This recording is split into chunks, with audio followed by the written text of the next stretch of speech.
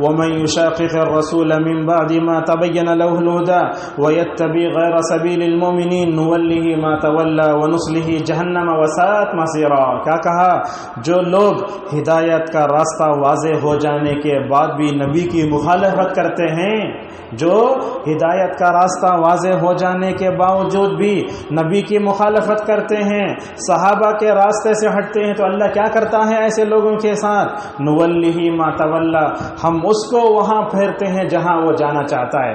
آپ بدعت کی غلاظت میں جانا چاہتے ہیں تو اللہ کیا کرتا ہے؟ آپ کو ڈھیل دیتا ہے. سنت کے راستے سے ہٹ کر بدعت کے راستے پر چلیں گے، اللہ آپ کو ڈھیل دے گا. یہ تو دنیا میں ہو، آخرت میں کیا ہوگا؟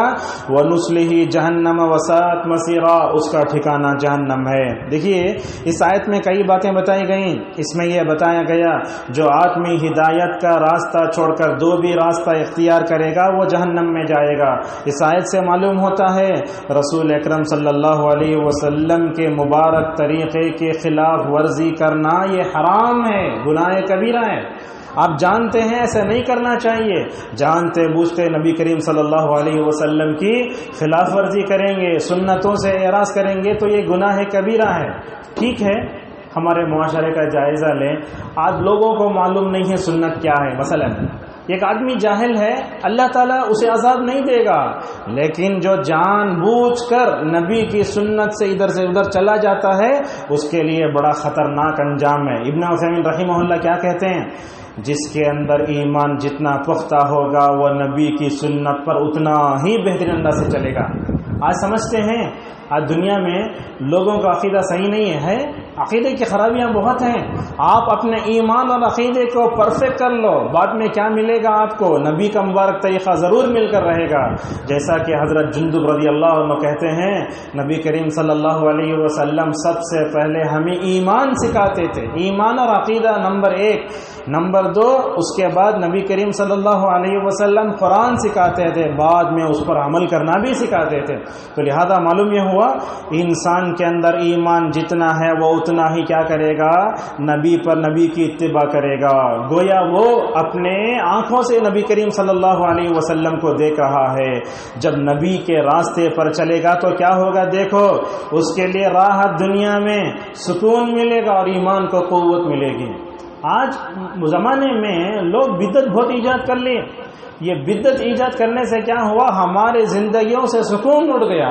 بھلا بتائیے آپ جو نبی کے مبارک طریقے سے ہٹا کیا وہ دنیا میں سکون پائے گا؟ ہرگز نہیں پائے گا. رات میں سوتے ہوئے دعاؤں کا اہتمام نہیں کرے، ڈراؤنی فلمیں دیکھ کر سوئے تو کیا رات میں زور سے چیخ لے کر اٹھنا سوچ، دیکھیے ایک معمولی سی چیز ہے. تو لہذا معلوم کیا ہوا؟ اللہ کے نبی صلی اللہ علیہ وسلم کی اطاعت کرنے سے دنیا میں راحت کی زندگی، سکون کی زندگی اللہ تبارک و تعالی عطا کرے گا. آج ہمارے لوگ بولتے ہیں کیا دنیا میں مالی پریشانی بہت ہے، کووڈ آ گیا ہے، لوگوں کا جاب چلے گا ہے. ایسے وقت میں اگر ہم رونا روتے رہے، اگر ہم جو ہے توبہ کرے، اللہ کے نبی صلی اللہ علیہ وسلم کے مبارک طریقے پر چلے، ہمارے معاملے سب خود حل ہو جائیں گے. ہم کیا کرتے؟ شکایت اللہ سے نہیں کر کے لوگوں سے شکایت کرتے. یہ ہماری سب سے بڑی بری خرابی ہے. سمجھ رہے ہیں آپ؟ شکایت کس سے کرنا؟ اللہ سے کرنا. اور جو آدمی اپنی ساری شکایتیں، ساری مصیبتیں، ساری تکلیفیں اللہ سے بولتا ہے ایسا آدمی ہی سب سے بہتر ہے. آپ جانتے ہیں دنیا والوں کے پاس بول کر آپ کو غم تو ہلکا ہو سکتا ہے لیکن جو ہے آپ کی تکلیف ہرگز دور نہیں ہو سکتی. اسی لیے آپ دیکھیں نبیوں کو، نبی کیا کرتے تھے؟ جب بھی تکلیف آتی تو اللہ کو پکارتے تھے. حضرت یونس علیہ السلام تین ادھوروں سے اللہ کو پکارے، لا الہ الا انت سبحانک انی کنت من الظالمین. حضرت ایوب علیہ السلام پریشان ہو تو کس کو پکارے؟ اللہ کو پکارے. 18 سال اللہ آزمایا بیماری میں، کیا بولے؟ اے اللہ دور کر دے، نہیں بولے اللہ کی رحمت کا واسطہ دے کر بولے اے اللہ مجھے تکلیف پہنچ کو ہے تو رحم کرنے والوں میں سب سے زیادہ رحم کرنے والا ہے. تو اس طریقے سے معلوم کیا ہوا؟ پریشانی کیوں آتی ہے؟ اللہ اور اس کے رسول کی نافرمانی سے آتی ہے. صحابہ کرام کی زندگی دیکھیں نہیں آپ؟ مدینے میں کیسے تھے؟ چھوٹے چھوٹے گھر لیکن کیسی پرسکون زندگی تھی. آج ہمارے گھروں میں سب کچھ ہے اٹیچ باتھ روم ہے، یہ سی ہے، وہ ون ہے، سب بھی، لیکن پریشانی ہے. یہ پریشانی کا خاتمہ کب ہوگا؟ جب نبی کا مبارک طریقہ، نبی کے گھر جیسا ہمارا گھر بنے گا، تب چل کر ہمارے گھروں میں سکون آ سکتا ہے. اور یہ بات یاد رکھیں، نبی کریم صلی اللہ علیہ وسلم کی نافرمانی کہیں بھی نہیں کرنا. آپ جانتے ہیں فرعون کو؟ فرعون جانتے ہیں نا، موسیٰ علیہ السلام کو بڑا ستاتا تھا انہیں. اللہ تعالیٰ سورہ مزمل میں فرماتا ہے یہ فرعون موسیٰ کو ان پر ایمان لانے والوں کو ستایا بول کے اللہ تعالیٰ ڈبو کے مار دیا اسے. سمجھ رہے ہیں آپ؟ نبی کی سنت کا مذاق اڑانے والا، نبی کا مذاق اڑانے والا. دنیا میں، ہندوستان میں خود دیکھ رہے ہیں آپ کتنے ایسے واقعات ہیں جس سے دیکھنے سے معلوم ہوتا ہے کہ نبی کی سنت کا، آپ کے مبارک طریقے کا مذاق اڑانے والا زیادہ دن تک دنیا میں نہیں رہتا. ایک بات آپ کو بتاتے ہیں، اللہ اور اس کے رسول کی نافرمانی نماز میں، روزے میں، زکوٰۃ میں، اس میں ہم سمجھ جاتے ہیں، لیکن یاد رکھیے اللہ تعالیٰ 3 جگہ قرآن میں اللہ اور اس کے رسول کی نافرمانی کرے تو کیا ہوتا بتاتا ہے. میں تو سمجھتا ہوں میرے تقریر کا سب سے اہم پوائنٹ جو بتانے جا رہا ہوں، سورہ نساء کی آیت نمبر 14. سمجھ رہے ہیں آپ؟ سورہ نساء کی آیت نمبر 14 غور سے سنیے. یہ آیت سے پہلے اللہ تعالیٰ فرماتا ہے جائیداد تقسیم کیسے کرنا. سمجھتے ہیں آپ جائیداد تقسیم کیسے کرنا؟ ماں کو اتنا، باپ کو اتنا، بیٹی کو اتنا، بیٹے کو اتنا، بھائی کو اتنا. اسے بولتے ہیں علم المیراث، علم الفرائض بولتے ہیں اسے. وہ پورے حسابات ذکر کرنے کے بعد اللہ تعالیٰ فرماتا ہے جو اللہ اور اس کے رسول کی نافرمانی کرے گا. اس میں کیا معلوم ہوتا ہے؟ ایک نقطہ یہ معلوم ہوتا ہے، آپ پہلی صف میں نماز پڑھ لے تو کوئی کمال کی بات نہیں، پورے روزے رکھ لے کوئی کمال کی بات نہیں. ادھر یہ پورا کردل کو بہن کا حق مارے، وہاں بھائی کا حق مارے، آپ اللہ اور اس کے رسول کے نافرمان ہیں. سمجھ رہے ہیں آپ؟ جائیداد ہڑپ لینا، ان کو حصہ نہیں دینا. آج مسلمانوں میں بہت ہے یہ دیندار لوگ اور ان پڑھے لکھے لوگ بھی پورا ہڑپ لیتے، حصہ ہڑپ لیتے، دیتے نہیں. بہنوں پر ظلم ہوتا ہے، 1 لاکھ روپے دیکھو بہن کو ڈھکل ڈالتے، پورا ہڑپ ڈالتے، اور کیا کرتے جھوٹے کاغذاں بنا کو پورا ہڑپ لیتے. ایسا بہت ہوتا ہے. بلکہ افسوس کی بات ہے مسلمانوں میں جائیداد، میت کا مال تقسیم کرنے کا صحیح طریقہ مسلمانوں کو معلوم ہی نہیں ہے. میں تو کہتا ہوں کہ پوری امت گنہگار ہے اس معاملے میں.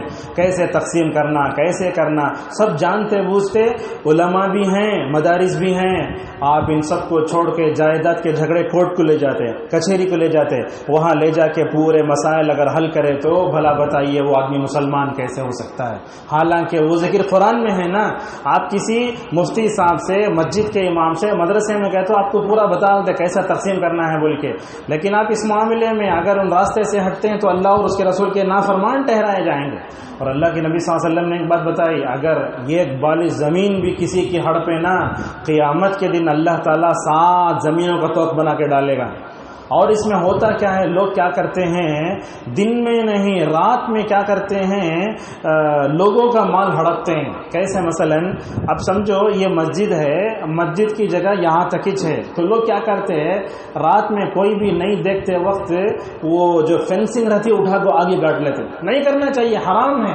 اللہ کے نبی صلی اللہ علیہ وسلم نے لعنت فرمائی ان لوگوں پر جو زمین کے نشانات کو بدل کر دوسروں کی زمین پر قبضہ کر لیتے ہیں. تو کہ معلوم کیا ہوا، اس میں جائیداد کوئی آدمی مر جاتا ہے، اگر آپ اس کو اللہ اور اس کے رسول کے طریقے پر اگر آپ جو ہے تقسیم نہیں کرتے تو آپ بھی گنہگار ہوں گے، ظالم ٹھہرائے جائیں گے اللہ کے پاس. اور اسی طریقے سے اللہ تبارک و تعالیٰ نے سورہ احزاب کی آیت نمبر 36 میں کہا جو اللہ اور اس کے رسول کا نافرمان ہے وہ گمراہ ہے. اور سورہ جن کی آیت نمبر 23 میں کہا فَإِنَّ لَهُ نَارَ جَهَنَّمَ خَالِدِينَ فِيهَا أَبَدًا، کہا کہ جو آدمی اللہ اور اس کے رسول کی نافرمانی کرے گا اس کے لیے جہنم میں ہمیشہ کا ٹھکانہ ہے. تو یہ جہنم اس کا ٹھکانہ آخرت کا ہم نے یہاں ذکر کر دیا. اور اسی طریقے سے اللہ کے نبی صلی اللہ علیہ وسلم کی خلاف ورزی، آپ کی سنت کو چھوڑنے کا نتیجہ امت کیا ہے؟ ذلت اور رسوائی کا شکار ہوتی ہے. ہم آپ سے پوچھتے ہیں دنیا میں کتنے ممالک ہیں مسلم؟ 60 سے زائد ہیں. کتنے ہیں؟ 60 سے زائد ہیں. کروڑوں کی آبادی ہے ہماری. کیا ہماری اپنی کوئی آواز ہے؟ کیا ہمارا اپنا کوئی وزن ہے؟ اگر ہم کوئی بات کہہ دے تو کیا ساری دنیا اس کو توجہ سے سننے والی ہے؟ نہیں ہے. ہم تو دیکھ رہے ہیں دن بدن امت مسلمہ کی حالت بگڑتے جا رہے ہیں. بولے تو کیا ہمیں مایوس ہو جانا؟ کیا ہم جینے کا حوصلہ کھو دینے؟ کیا نہیں. جیسے معلوم ہے کیچڑ میں بھی کبھی پھول کھلتا، ویسے ہی یہ مایوسی میں امید کی کرن آتی ہے. کیسے؟ ہر دن کا ڈوبتا ہوا سورج یہ بول کر جاتا ہے کہ کل صبح مجھے طلوع ہونا ہے. اسی طریقے سے پوری دنیا میں حالات خرابی کیوں نہ ہو جائیں، مگر اللہ تعالیٰ اسی اسلام کا غلبہ ساری دنیا میں فرمائے گا اور اس کے بعد حالات سدھرتے جائیں گے. لیکن یہ جو ذلت اور رسوائی امت مسلمہ پر آئی ہے نا، یہ رسوائی ہمیشہ کی نہیں ہے، وقتی رسوائی ہے. اگر ہم یہ چاہتے ہیں کہ یہ رسوائی ہم سے ختم ہو جائے، رسوائی کا خاتمہ ہو کر ہمیں عزت مل جائے، وہ عزت کہاں ملے گی؟ امت بدعت سے توبہ کرنا، سنت رسول صلی اللہ علیہ وسلم پہ عمل کرنا. جیسا کہ اللہ کے نبی صلی اللہ علیہ وسلم نے فرمایا وَجُعِلَ الصَّغَارُ وَالْهَوَانُ لِمَنْ خَالَفَ أَمْرِي، کہا جو میرے راستے سے جو ہے ہٹے گا اس کو دنیا میں ذلت اور رسوائی کا سامنا کرنا پڑے گا. آج ہم اپنی زندگیوں میں دیکھیں، انفرادی طور پر، اجتماعی طور پر، میں اپنی زندگی کا خود مطالعہ کروں، دیکھوں مجھے رکوع کرنے برابر نہیں آ رہا ہے، سجدے میں جا رہا ہوں تو میرے دو ہاتھ نیچے لگ جا رہے ہیں، نماز کے بعد کی اذکار کی پابندی نہیں ہے، ہمارے گھر جو ہے میوزک سے بھی پاک نہیں ہے. یہ سارے خلاف ورزی رکھے تو کیا بس اللہ کی مار پڑتی ہے ہمارے اوپر. تو یہ کیا انفرادی زندگی میں. اجتماعی زندگی میں دیکھیں ہماری عزت نہیں ہے، ذلت بہت ہے. تو اسی لیے حضرت عمر رضی اللہ عنہ جب بیت المقدس کو فتح کرنے جا رہے تھے تو انہوں نے ایک جملہ کہا تھا. ایک مثال دیتے ہیں، حضرت عمر رضی اللہ عنہ بیت المقدس کو فتح کرنے جا رہے تھے، بڑا اہم واقعہ ہے، جا رہے تھے تو ایک جگہ ایسے ہوا ان کو اپنے ساکس نکال کر کے ایک دیوار کو پھان کر جانا پڑا. ساتھ میں کون تھے؟ ابو عبیدہ رضی اللہ عنہ تھے. تو کہنے لگے اے امیر المومنین، اگر آپ بولے تو میں آپ کے لیے سواری کا انتظام کرتا، کیوں آپ اتنی جو ہے کیا کر رہے ہیں، اتنے نیچے اتر کر ہیں. دیکھتے نہیں آپ کوئی منشن آیا تو پیچھے آٹھ کرا سامنے آٹھ کرا، گن سب رہتی اس میں. عمر ویسے نہیں تھے، ایک دم معمولی انداز کے اپنے ہاتھ میں اپنے پیر میں سے سانس لے کے ایک دیوار کو کود رہے ہیں. تو حضرت ابو عبیدہ نے کہا کہ عمر تم کیوں ایسا کرتے ہو؟ تو عمر رضی اللہ تعالیٰ عنہ نے اس موقع پر یہ جملہ ارشاد فرمایا، کہا دیکھو اللہ تعالیٰ نے ہم کو اسلام کی وجہ سے عزت دی ہے، اسلام کو چھوڑ کر کہیں بھی عزت تلاش کرو گے تو اللہ ہمیں ذلیل کر دے گا. آج ہم دیکھتے ہیں ہمارے سوچنے کا انداز صحیح نہیں ہے، ہمارے بولنے کا انداز صحیح نہیں ہے، ہمارے ممبر و محراب میں بدعت کی ترویج و اشاعت ہو رہی ہے، نبی کریم صلی اللہ علیہ وسلم کی سنتوں کا ذکر نہیں ہو رہا ہے. بھلا بتائیے امت مسلمہ اگر یہ وقتی رسوائی سے توبہ کرنا چاہتی ہے تو اسے کیا کرنا پڑے گا؟ سنت کے راستے پر چلنا ہوگا. جیسا کہ یہ چیز بھی آپ سنتے ہیں وَمَن يُطِعِ اللَّهَ وَرَسُولَهُ فَقَدْ فَازَ فَوْزًا عَظِيمًا، جو اللہ اور اس کے رسول کی اطاعت کرے گا کامیابی نہیں بڑی کامیابی ملے گی اسے. لہذا اس بڑی کامیابی کو پانے کی ہم کوشش کریں. اسی طریقے سے یہ بات یاد رکھیے آپ، کیا ہے نبی صلی اللہ علیہ وسلم کی مبارک سنت سے ہٹنے کا نتیجہ یہ کہ آج ہم پرسکون خوشگوار زندگی سے محروم ہیں. خوشگوار زندگی کا مطلب کیا سمجھتے ہیں آپ؟ ہمارے پاس خوشگوار زندگی کا مطلب یہ ہے کہ میرے پاس اپنا گھر ہو، میرے پاس 4 ویلر ہو، میرے پاس 2 ویلر ہو، میرے پاس بینک بیلنس ہو، ہر ایک بچے کے لیے اکاؤنٹ ہو، ہمارے گھر میں جو ہے گیزر ہو. یہ سب کیا؟ یہ ویسٹرن کلچر کا دیا ہوا نظام زندگی ہے. یہ اگر ہم خوشگوار زندگی گزارنا چاہتے ہیں تو کیا کرنا پڑے گا؟ ہمیں نبی کریم صلی اللہ علیہ وسلم کی سنت کو دل و جان سے عمل کرنا ہوگا. دیکھو کتنے مالدار ہیں جو بڑے بڑے اپارٹمنٹ میں رہ کر رات کی نیند کے لیے گولیاں کھا رہے ہیں، لیکن اس سے ہٹ کر ایک آدمی ہے جو جھوپڑی میں کویلی کے گھر میں ہے، سنت پر عمل کر رہا ہے، فٹ پاتھ پر آرام سے سو رہا ہے. دیکھیے دونوں کی زندگی میں فرق. تو معلوم کیا ہوا؟ خوشگوار زندگی وسائل میں نہیں آتی. کیا کوئی بے نمازی ہو کر دنیا میں سکون پا سکتا ہے؟ روزہ چھوڑ کر، یہ چھوڑ کر، فلاں چھوڑ کر جو ہے کیا وہ سکون نہیں پا سکتا؟ لہذا یاد رکھیں آپ، خوشگوار زندگی، پرسکون زندگی اسلام کے دامن میں ہے، سنت پر چلنے میں ہے. اگر ہم سنت کے راستے سے ہٹیں گے اللہ تبارک و تعالی ہمارے زندگیوں سے کیا کرے گا؟ امن و سکون کو چھین لے گا. آج یہی ہے ہم کیا کرتے رات میں دن بھر تھکو رہتے, رات میں جا کر نیند نہیں آتی بول کے ہمیں کیا کرتے میڈیکل میں جا کو ذرا جسم میں باڈی میں پین ہے اور اس کے بعد نیند بھی نہیں آتی ہے, ذرا دوا دیا لو لے جا کے سوتے. یاد رکھو یہ مسلمان جو کام کر رہا ہے یہ کافر کرتا سو کام ہی ہے, مومن ایسا نہیں ہوتا. مومن کیسے ہوتا دیکھو, حضرت فاطمہ رضی اللہ عنہا رسول اللہ صلی اللہ علیہ وسلم کی بڑی چہی تھی بیٹی, چکی پیستی تھی, پانی اٹھاتی تھی, ہاتھ میں گھٹے پڑ گئے تھے کس کے, فاطمہ رضی اللہ عنہا کے. اگر آج کا کوئی باپ ہوتا تو ڈائریکٹ جا کے داماد کو مار ہوتا تھا, میری بیٹی کو تمہیں کام والی سمجھے کیا. اللہ کے نبی ویسے نہیں کرے. تو اللہ علی کو معلوم ہوا, کیا معلوم ہوا, نبی کے پاس خادم آ کر ہیں, نوکر. تو دیکھو غور سے سنیے پوائنٹ یہ, علی داماد کس کے, نبی کے. چاچا کے بیٹے بھی جا کر ڈائریکٹ اپنے سسر سے پوچھ سکتے تھے نا, جیسے آج کل داماد اپنے سسر سے ڈائریکٹ جوڑے کی رقم پوچھتے ہیں. تو حضرت علی رضی اللہ عنہ ڈائریکٹ نہیں گئے پوچھنے کے واسطے, بولے فاطمہ تمہیں جاؤ. اللہ اکبر, یہ کیسی حیا جی, دیکھو یہ کیسے داماد تھے, یہ کیسے سسر تھے یہ.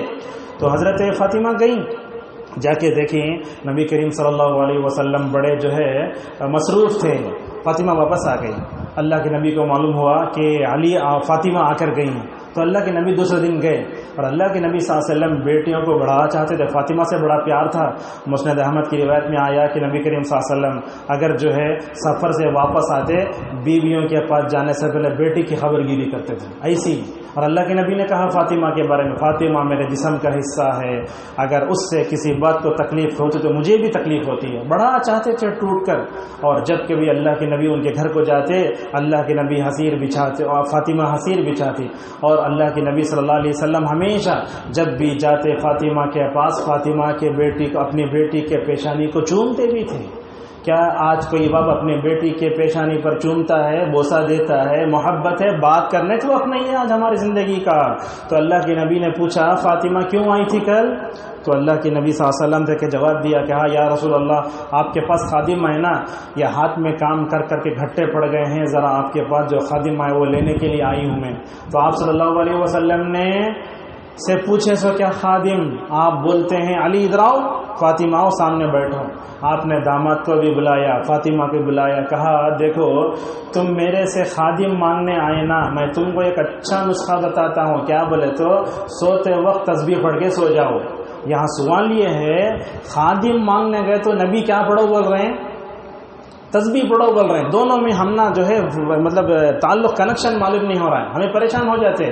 تو اس موقع پر کیا جواب دیا علامہ ابن تیمیہ رحمہ اللہ نے, اللہ کے نبی کے پاس خادم مانگنے گئے تو اللہ کے نبی کیا بول رہے ہیں, تمہیں 30 مرتبہ اللہ اکبر سبحان اللہ الحمدللہ پڑھو بول رہے ہیں. کس کو, داماد کو بھی, بیٹی کو بھی, کئی کو ایسا. ابن تیمیہ رحمہ اللہ دو باتیں بتاتے, شاید ہم میں سے کوئی بھی آدمی سویا تو وہ باتیں ہمیشہ یاد رہیں گی انشاءاللہ ہم کو. کیا باتیں ہیں, ایک تو یہ ہے اللہ کے ذکر میں جو طاقت ہے وہ آرس میں بھی نہیں ہے.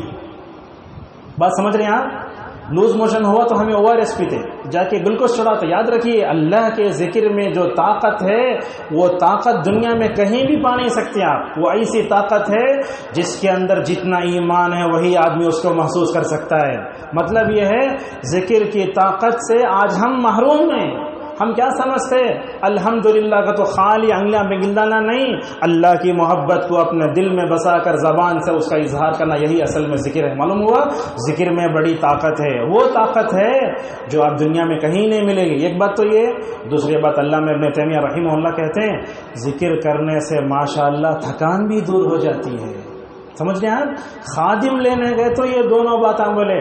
ہمارے نوجوان دن بھر کسی کمپنی میں کام کرتے, راستے میں جانور کے سگا سو جاتے بس میں, اور گھر کو آئے تو کیا بھی کام نہیں, مجھے جو ہے ہلنے نہیں ہو رہا ہے, کھائے پلیٹ ڈھکلے جانور کے سگا پڑ گئے. یاد رکھیے جتنا تھک کر ہوتے نا آپ, رات میں سونے سے پہلے نبی کریم صلی اللہ علیہ وسلم کی سنت پہ عمل کر کے دیکھو, فائدہ کیا ہوگا. اللہ آپ کو طاقت بھی دے گا اور ساتھ میں اللہ تبارک و تعالیٰ تھکان بھی دور کرے گا. لیکن یہ ہوگا کب, جب آپ پورے یقین سے پڑھیں. آج دیکھتے نہیں آپ اللہ کے نبی مختلف دعا سکھائے، دعا پڑھ رہے ہیں اثر نہیں ہو رہا، کیوں؟ یقین نہیں ہے۔ یقین سے پڑھیں گے تو اللہ تعالیٰ آپ کو طاقت بھی دے گا اور ساتھ میں مکمل طور پر اللہ تبارک و تعالیٰ آپ کو جو ہے تھکان بھی مکمل طور پر جو ہے دور کرے گا، لہٰذا اس طرف توجہ دیں۔ تو معلوم کیا ہوتا ہے، بندے کو خوشگوار زندگی ملتی ہے نبی کریم صلی اللہ علیہ وسلم کی سنت پر چلنے سے۔ آج دیکھو ہم نبی کی سنت سے ہٹ رہے ہیں، اس واسطے اللہ تعالیٰ ہمارے دل پر مہر لگا دیا ہے۔ کسی آدمی کے سامنے کسی سنت کا ذکر کرو، انہیں بولتا مجھے معلوم نہیں ہے، جاؤ جی، یہ کیا ہے؟ دل پر مہر لگی ہے، نبی کی سنت تمہارے دل میں اترتی نہیں ہے۔ جب تک اس مہر کو ہٹاتے نہیں اس وقت تک آپ کے دل میں وہ سنت نہیں اترے گی۔ اور اسی طریقے سے دل میں ایک طرح کی تاریکی آتی کہتے ہیں۔ آج ہمارا حال کیا ہے، ہم لائٹ ڈالتے ہیں، گھر میں اگر کرنٹ چلے جائے تو UPS کا بھی بندوبست کر لیتے ہیں، لیکن ہمارے دل میں گناہوں کی جو تاریکی ہے اس تاریکی کو دور کرنے کی کبھی ہم نے کوشش نہیں کی۔ اللہ کے نبی نے کیا فرمایا؟ گناہ کرے تو کالا نقطہ پڑتا دل میں۔ ہم آپ کو پوچھتے ہیں سفید کپڑے پر کیا تو بھی چائے پڑ گئی تو فوراً جا کر دھوتے نا؟ اپنے دامن کو گناہوں سے جو ہے دھونے کی کیوں ہم فکر نہیں کرتے؟ یاد رکھو، صرف اپنے ظاہر کو اچھا کر لے کے لوگوں کو دھوکہ مت دو، اپنے دل کی اصلاح کرو۔ سب سے پہلے دل میں سنت رسول صلی اللہ علیہ وسلم پیدا کرو۔ اور اسی طریقے سے ہم ایک دو مثالیں دے کر اپنے درس کو یہیں ختم کرتے ہیں۔ بات کیا ہے، دیکھو نبی کی سنت سے ذرا بھی ہٹے نا، اس میں پریشانی کے علاوہ کچھ بھی نہیں۔ غور سے سنیے، نبی کی سنت سے ہٹ گئے تو کیا ہوگا؟ پریشانی کے علاوہ کچھ بھی نہیں آتا۔ ایک دو مثالیں دیتے ہیں، یہ مثالیں ہمارے معاشرے میں اس کی بڑی سخت ضرورت ہے۔ کیا مثالیں؟ دو مثالیں دیکھیے۔ حضرات صحابہ کرام نبی کریم صلی اللہ علیہ وسلم کی سنت پر جتنا عمل کرتے تھے شاید دنیا کا کوئی آدمی اتنا عمل نہیں کر سکتا جتنا عمل کون کرے؟ حضرات صحابہ کرام کرے۔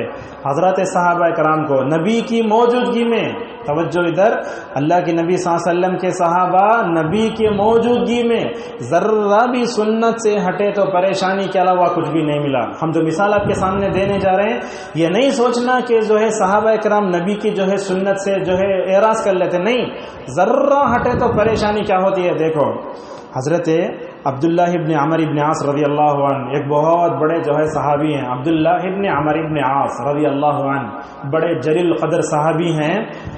نبی کے پاس آ کے بولتے ہیں یا رسول اللہ، آپ اللہ کے نبی کیا کرتے تھے؟ روزہ لگاتار 3 دن 4 دن رکھتے تھے، سحرش نہیں کرتے۔ یہ نبی کی خصوصیت تھی، سمجھ رہے ہیں آپ؟ سحرش نہیں، اسے بولتے صوم وصال، 3 دن 4 دن۔ وہ صحابی اگر کیا بولے، کیوں خالی آپ روزہ رکھتے ہیں، ہم نہ بھی ویسا روزہ رکھنے کی آپ اجازت دیتے ہیں کیا؟ تو اللہ کے نبی بولے دیکھو میرا رب مجھے کھلاتا ہے پلاتا ہے، میرے اندر وہ طاقت ہے، تمہارے اندر وہ طاقت نہیں ہے۔ وہ کیا صحابہ کو اللہ کے نبی جب نیکی کے میدان میں آگے بڑھ رہا ہو تو ہمیں ہی بڑھ جانا آگے۔ اللہ کے نبی اپنے شوا نکال کو پھینک دے، نماز بینو نکل پھینک دے، وہ کئی کو نکالے نہیں معلوم، ایسے تھے حضرات صحابہ اکرام کے اندر سنت پر عمل کرنے کا جذبہ۔ اللہ کے نبی سے آ کے پوچھتے ہیں قرآن، غور سے سنیے، قرآن کتنے دنوں میں پڑھوں میں؟ حضرات صحابہ اکرام کیا کرتے تھے؟ ہر 7 دن میں قرآن ختم کرتے تھے، 7 دن میں قرآن پورا ختم کر لیتے تھے۔ اکثر صحابہ کا یہی معمول تھا۔ تو نبی سے آ کر کیا بولتے ہیں یا رسول اللہ 7 دن میں نہیں، میں 5 دن میں پڑھ لیتا ہوں۔ اور بول رہے ہیں 5 دن میں نہیں، 3 دن میں پڑھ لیتا ہوں میں، ایسا بول رہے ہیں۔ اللہ کے نبی بولتے ہیں کم از کم 3 دن پڑھو نا، 10 پارے پڑھے تو 30 پارے ہو جاتے، ایسا پڑھو نا۔ انہوں بولتے ہیں نہیں یا رسول اللہ، اس سے کم میں پڑھنا چاہتا ہوں میں۔ مطلب کیا ہے؟ اللہ کے نبی کی سنت اور نیکیوں کے میدان میں آگے بڑھنے کا جذبہ، اللہ کے نبی کی نصیحت پر عمل کریں۔ اللہ کے نبی کیا بولے؟ کم از کم 7 میں پڑھو، 3 دن میں پڑھو۔ انہوں کیا کرتے تھے؟ روزہ بھی رکھتے، خوب قرآن پڑھتے تھے۔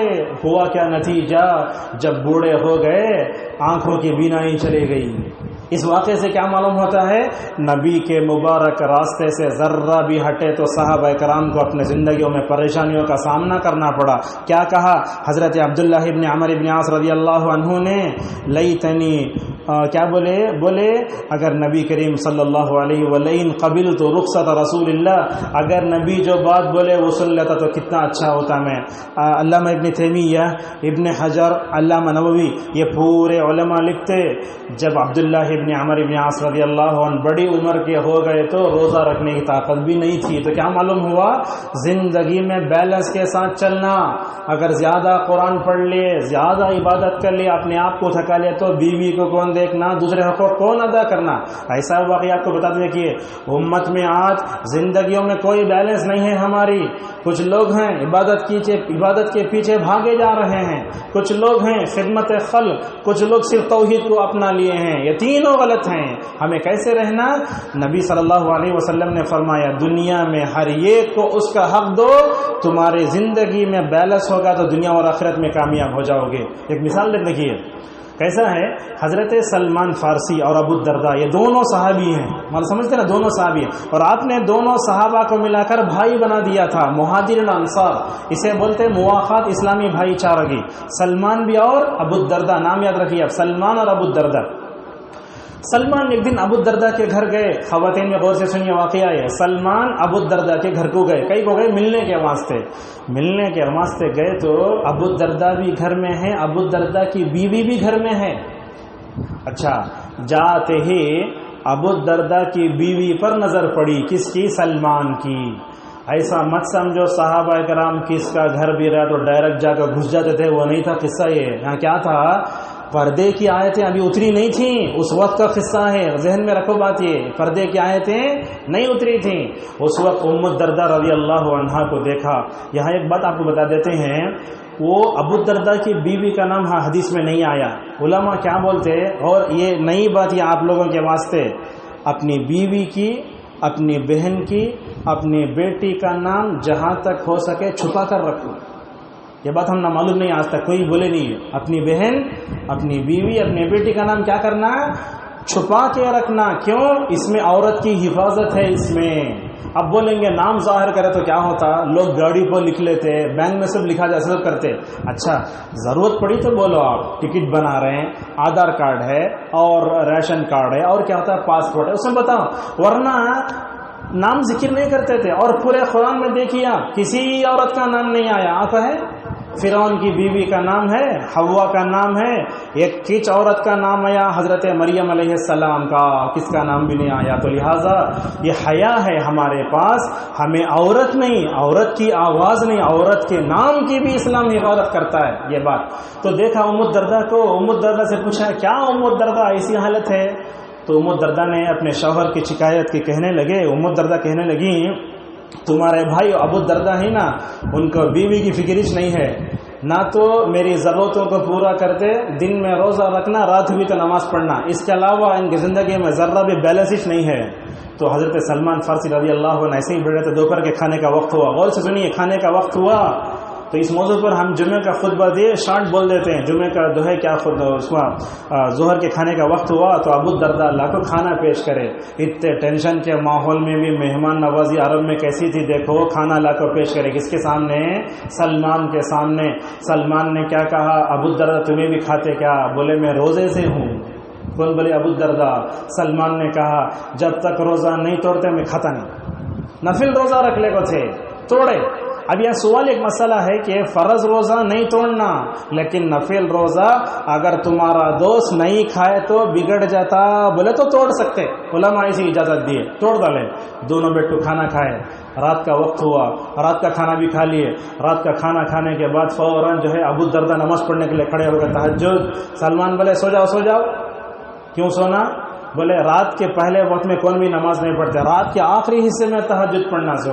تو سمجھ رہے ہیں آپ، اس وقت جو ہے رات کا آخری حصہ ہوا تو سلمان بھی کھڑے ہوئے، ابو الدرداء بھی کھڑے ہوئے، جماعت کے ساتھ پڑھے کی الگ الگ پڑھے کی تہجد کی نماز، اس کا ذکر نہیں ہے۔ اس کے بعد حضرت ابو الدرداء رضی اللہ عنہ کو سمجھایا سلمان نے، دیکھو سلمان، دیکھو ابو الدرداء، تمہیں یہ جو زندگی کر رہی ہو نا، بیوی کی طرف بھی فکر نہیں، گھر کی طرف بھی فکر نہیں، خالی نمازاں پڑھ لے کر روزہ رکھ لا تو گھر کو کون دیکھنا سو؟ بولے تمہارے رب کا بھی تمہارے اوپر حق ہے، تمہارے بیوی کا بھی تمہارے اوپر حق ہے. یہ جملے سن رہے ہیں آپ؟ تمہارے رب کا بھی تمہارے اوپر حق ہے، تمہارے بیوی کا بھی تمہارے اوپر حق ہے، تمہارے آنکھوں کا بھی تمہارے اوپر حق ہے، تمہارے جسم کا بھی تمہارے اوپر حق ہے. یہ پورا سمجھائے، یہ بول کو سمجھا کو بولے ابو الدرداء کو، ابو الدرداء دنیا میں زندگی بیلنس کے ساتھ گزارو، ہر ایک کو اس کا حق دو. ابو الدرداء یہ نصیحت سن لے کو سیدھا نبی کے پاس بھاگے. سلمان بولتے سو بات صحیح کیا کنفرم کرنے کے لیے گئے سو.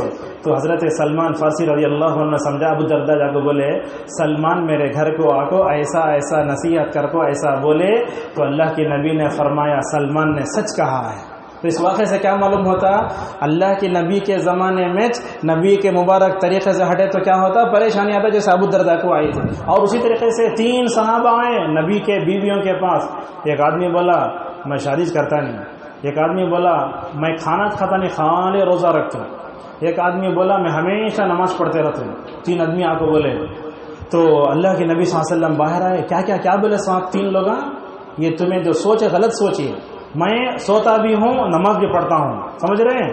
میں شادی بھی کرتا ہوں سوتا ایسا فلاں. تو کیا اور اس موقع پر آپ نے فرمایا تھا فمن رغب عن سنتی فلیس منی، جو میرے سنت سے اعراض کرے گا وہ ہم میں سے نہیں ہے. ہمارے پاس مشکل یہ ہے نکاح کی محفل میں یہ حدیث پڑھ ڈالے تو بس اس کا معنی آج تک ہم امت کو نہیں سمجھائے. نکاح کے معاملے میں اللہ کے نبی کے طریقے سے ہٹے تو وہ مسلمان نہیں کر کو نہیں، بلکہ نبی کی سنت سے ہٹا تو سمجھو اس کا ایمان خطرے میں پڑ گیا. اور اسی طریقے سے اور ایک بات بتاتے ہیں آپ کو کہ اگر ہم جو ہے نبی کریم صلی اللہ علیہ وسلم کی سنت سے ہٹ جاتے ہیں اور ایک نقصان یہ ہوتا ہے نبی کا مبارک طریقہ چلے جا کو ویسٹرن کلچر ہمارے زندگی میں آ گیا ہے. آج کیسے آ گیا ہے؟ ویسٹرن کلچر بہت ہے. ہم مغربی تہذیب کے اتنے دل دادا ہیں کہ اسلامی کلچر کو پسند ہی نہیں کرتے. کیسے؟ مثلا کیا ہے اللہ کے نبی صلی اللہ علیہ وسلم نے مرد کے بارے میں کہا کہ کپڑا کہیں کہاں رکھنا؟ ٹخنے سے اوپر رکھنا. ہم کیا کر رہے ہیں؟ جھاڑ لے کر پھر رہے ہیں پورا. کسی مومن کے لیے جائز نہیں ہے. لوگ کیا کرتے ہیں نماز کے وقت آ کو موڑ لیتے، نماز ختم ہوتے ہی وہاں کھول ڈالتا ہوں انہیں. یہ غلط کر رہے ہیں اس واقعے. اپنے بچوں کو کپڑے پہنائے تو بھی ٹخنے کے اوپر پہناؤ. آپ صلی اللہ علیہ وسلم نے فرمایا کیا کہا؟ ٹخنے سے نیچے کپڑا پہنیں گے نا اتنا حصہ جہنم میں جلے گا. اب ہمارے پاس کچھ لوگ ہیں ابو بکر رضی اللہ عنہ ان کی کمر ڈھیلی تھی، سمجھ رہے ہیں آپ؟ جب بھی انہوں اوپر چڑھا تو نیچے چل جاتی تھی. تو اللہ کے نبی سے آ کو پوچھے یا رسول اللہ کہاں تو بھی میرے یہ ٹخنے کے نیچے کپڑے آ کو ہی نا آگ چھوتی کیا اسے؟ بولے ابو بکر تم اس میں سے نہیں ہو. تو جو لوگ ابو بکر کے اس واقعے سے اصلاح کر کے بولتے ہیں کیا بھی نہیں ٹخنے کے نیچے کپڑے پہنے تو بھی چلتا. ہمارے پاس بھی کچھ ایسی جماعتیں ہیں جو ٹخنے کے نیچے کپڑا پہن کے داڑھی پوری نکال کے بغیر ٹوپی کے ممبر پر کھڑے ہو کر خطبہ دیتے ہیں. یہ ہمارا حال ہے. یہ آج یہ کوسی سنت ہے؟ سنت کی مخالفت کر کے ممبر پر کھڑے ہو کر خطبہ دینے کا حق ہی نہیں اسے. ایک تو کپڑے کے ٹخنے نیچے، دوسرا پوری داڑھی، اور اس کے بعد ٹوپی نہیں سر پہ، کیسے خطبہ دے دے جی؟ اور اس کے بعد سن کر عمل بھی کر سکتے کہ ہم یہ ذرا سوچنے کی ضرورت ہے. تو کیا بول رہے تھے ہم؟ ہماری جو خواتین ہیں وہ بھی سنت کے نام سے جو ہے واقف نہیں ہیں. کیسا؟ دیکھو ہماری گھروں میں خواتین اپنی بچیوں کو کپڑا پہناتی ہیں تو اوپر دونوں کندھے کھلے رہتے ہیں. یہ ہمارے بچیوں کا حال ہے گھروں میں. یہ ہماری خواتین عید کے موقع پر کپڑے خریدنے جاتی ہیں، ہیرونی کا نام بول کپڑے خریدتے ہیں، گانے کا نام بول کپڑے خریدتے ہیں. اگر ان کے دلوں میں نبی کریم صلی اللہ علیہ وسلم کی سنت اور آپ کی محبت کا اگر ذرہ بھی اثر ہوتا تو اتنا بڑا کام نہیں کرتی ہے. تو کیا ہو رہا ہے؟ نبی کا مبارک طریقہ جو سنت کی شکل میں تھا وہ ختم ہو کر کیا ہو گیا ہے؟ یہ ہمارے پاس مغربی تہذیب مکمل طور پر آ کر یاد رکھو سنت پر عمل کرنا بہت ضروری ہے. سنت پر عمل کرنے والوں کا مذاق اڑائے تو کیا ہوتا وہ بھی سن لو. مثال کے طور پر آج آپ لوگوں کو بولتے سیدھے ہاتھ سے پیو نہ جی، لوگ کیا بولتے تمہاری جھڑتی تمہیں کر لے ہمیں اپنی جھڑتی دیکھ لیتے. یہ سب کون لوگ ہیں جن کے اندر تکبر ہے ویسا جواب دیتا ہے. ایسے آپ دیکھیں گے ویڈیو میں جا کر دیکھ یوٹیوب میں ملک سلمان کھڑے ہیں سعودی عرب کے، ساتھ میں امریکہ کا بادشاہ کھڑا ہے. انہیں کیا کر رہا ہے، یہ ہاتھ سے پی رہا ہے تو اسے بول رہے ہیں اسے یہ ہاتھ سے پیو، یہ ہاتھ سے پیو، ماشاءاللہ سیدھے ہاتھ میں لے کے پی رہا ہوں. تو کیا مطلب ہے، یہ بائیں ہاتھ سے پینا، بائیں ہاتھ سے کھانا اور اس طریقے کی چیزیں کرنا، یہ بھی سنت کے خلاف ہے. نبی کریم صلی اللہ علیہ وسلم کے سامنے ایک آدمی آیا تو وہ یہ ہاتھ سے پی رہا تھا. اللہ کے نبی بولے سیدھے ہاتھ سے پیو نا ذرا. انہیں کیا بولتا، نہیں ہوتا منجے یہ. تو اللہ کے نبی کیا دعا کرے معلوم، اے اللہ اس کے ہاتھ کو ایسا بنا دے کہ اس کا سیدھا ہاتھ منہ تک نہیں جانا. سچ ہوا، زندگی بھر اس کا ہاتھ منہ تک نہیں جا سکا. نبی کی سنت کا مذاق پڑا تو دیکھو کیسا ہوا ہے. اور اسی طریقے سے 2-3 باتیں بیان کر کے اپنی بات کو ختم کرتے ہیں. نبی کریم صلی اللہ علیہ وسلم کی جو مبارک طریقہ ہے، اسے ہٹنے کا نتیجہ ہے کہ آج ہمارے پاس گمراہ فرقے بہت وجود میں آ رہے ہیں. کیسے؟ دیکھو، حدیث کا انکار کرنے والے دن بدن پیدا ہوتے جا رہے ہیں. خصوصاً یہ حیدرآباد کا جو علاقہ ہے، ممبئی کا جو علاقہ ہے، پورے ہندوستان میں حدیث کا انکار کرنے والے نوجوان پیدا ہو رہے ہیں. اور اس میں کیا ہے، اس میں اہل حدیثوں کی بہت بڑی تعداد ہے جو حدیث کا انکار کرنے والوں کے ساتھ جا رہی ہیں. لہذا یہ حدیث کا انکار انسان کب کرتا ہے؟ جب وہ نبی کریم صلی اللہ علیہ وسلم کی سنت سے ہٹتا ہے. کیسے؟ اللہ کے نبی نے یہ فرمایا اگر کسی برتن میں مکھی گر جائے تو ڈبو کے اٹھاؤ، اس لیے کہ اس کے ایک پر میں بیماری اور ایک میں شفا ہے. آج کی سائنس بولتی اسے بھی پھینک ڈالو، مکھی جس میں پڑی وہ بھی پھینک ڈالو. آج ہم لوگ کیا کرتے ہیں، اللہ کے نبی کی سنت اور حدیث کو اپنی عقل کے بل بوتے پر جو ہے سمجھنے کی کوشش کرتے. اللہ کے نبی صلی اللہ علیہ وسلم نے فرمایا کہ جنت میں حوری ملیں گی. شہید جو ہوتا ہے 72 حوروں سے اللہ شادی کرائے گا. عورتیں پوچھتی ہم نہ کیا ملتا؟ یہ سوال نہیں کرنا. اللہ کے نبی صلی اللہ علیہ وسلم نے جو بات بتایا، سنت کا جو طریقہ بتایا، اس پہ چلنا چاہیے. اور اسی طریقے سے اور ایک بات بھی ہے، نبی کے راستے سے ہٹیں گے دنیا میں فتنے بہت بڑھیں گے. آج کتنے فتنے ہیں، بہت فتنے، قدم قدم پر فتنہ ہے. یہ کرنا نہیں کرنا، یہ خالی فتنے. لوگ کیا کرتے ہیں، عمل نہیں کرتے، خالی سوالہ کرتے رہتے. یہ فتنے جو آتے ہیں، یہ فتنے کیوں آتے ہیں؟ نبی کی خلاف ورزی کے نتیجے میں آتے ہیں. دیکھیے حضرت امام مالک رحمہ اللہ کے پاس ایک آدمی آیا، آ کر کہنے لگا مدینے والے احرام باندھنا سے ایک جگہ ہے، جانتے ہیں نا، وہ ذوالحلیفہ ابیار علی بولتے ہیں، وہاں سے جا کر احرام باندھنا. انہیں آ کر کیا بولتا ہے، نبی کے قبر کے پاس وہ احرام باندھ تمہیں. تو حضرت امام مالک رحمہ اللہ نے کیا کہا، کیا تم اس بھلائی کو پانا چاہتے ہو جس کو نبی نے چھوڑ دیا ہے؟ ایسے ہی پوچھا. اور اس کے بعد کہنے لگے اے آدمی تمہارے بارے میں ڈر ہے، اللہ تعالیٰ تم کو دنیا میں فتنے میں مبتلا کرے گا. نبی جہاں سے احرام باندھو بولے تو وہاں سے باندھو گا تو نبی کی خبر کے پاس جا جاتا ہی نہیں. کیسے ہوتا ہے یہ؟ اور اس کے بعد یہ آیت پڑھنے لگے فَلْيَحْذَرِ الَّذِينَ يُخَالِفُونَ عَنْ أَمْرِهِ أَنْ تُصِيبَهُمْ فِتْنَةٌ أَوْ يُصِيبَهُمْ عَذَابٌ أَلِيمٌ. اگر نبی کی خلاف ورزی کرے تو کیا ہوگا، دنیا میں فتنے پڑیں گے اور آخرت میں عذاب کو بھگتنا پڑے گا. دیکھو اللہ کے نبی آنکھ بند کرے رب کے پاس چلے گئے. بعض لوگ بولے میں نبی، بعض لوگ بولے ہم زکوٰۃ نہیں دیتے، بعض لوگ بولے ہم دین سے پھر گئے. یہ کیا ہوا؟ یہ نبی کے مبارک راستے سے طریقے کا ہٹنے کا نتیجہ ہوا. ابو بکر رضی اللہ عنہ نے اپنے توحید اور اپنے مضبوط ایمان کے بل بوتے پر حالات کا ڈٹ کر مقابلہ کیا اور تینوں فتنوں کو ختم کر دیا. آخری بات آج کے درس کی وہ یہ ہے، نبی کریم صلی اللہ علیہ وسلم کی سنت سے ہٹنے کا نتیجہ انسان خواہشات کا غلام بن جاتا ہے. آج آپ دیکھیں اللہ کے نبی کیا بولے، پاؤ پیٹ کھانا، پاؤ پیٹ پانی پینا، پاؤ پیٹ سانس لینے کے واسطے. اس حدیث پر ہم عمل کرتے کیا؟ اتنا کھاتے رکوع کرے تو باہر آ جانا سکا ہے، ویسا حال ہے. بیل کے شکل ڈکار لیتے ہیں. اور یاد رکھو عرب میں سب ڈکار کون بھی نہیں لیتے. ہمارے استاد حج کرنے گئے، مسجد نبوی میں بیٹھ کر ان کو گیس کی شکایت ہے، ڈکار لے تو بازو والا بولتا ہے تمہیں جانور کیا، تمہیں انسانی تک کھانا چاہیے. اصل میں سمجھ رہی بات، یہ جو کھانے پینے میں ہم جو یہ ہو رہی نا بڑی خطرناک حد تک. اور نبی صلی اللہ علیہ وسلم کیسے کھاتے تھے؟ اکھڑ بیٹھ کو کھاتے تھے. اکھڑ سمجھتے نا، ویسا بیٹھے تو زیادہ دیر تک نہیں بیٹھ سکتے، کھا لے کو جلدی اٹھ جانا. ہم لوگ کیا کرتے، پیر لمبا کر لے کے، ریموٹ لے کے، نہیں تو فون لے کے ٹی وی دیکھتے دیکھتے کھاتے. وہ نیوالا منہ میں جا رہا ہے، انکھی کو جا رہا ہے، وہ بھی خیال نہیں ہوتا. آج حال ہمارا ایسے، کھانے پینے میں اپنے اس کو بدلو. یاد رکھو یہ ویسٹرن کلچر کا جو دیا ہوا نظام زندگی ہے اس میں کامیابی نہیں ہے، گندے انڈوں کی طرح ہے یہ. اسی لیے بولے تمہاری تہذیب اپنے خنجر سے آپ ہی خودکشی کرے گی، جو شاخ نازک پہ بنے گا آشیاں ناپائیدار ہوگا.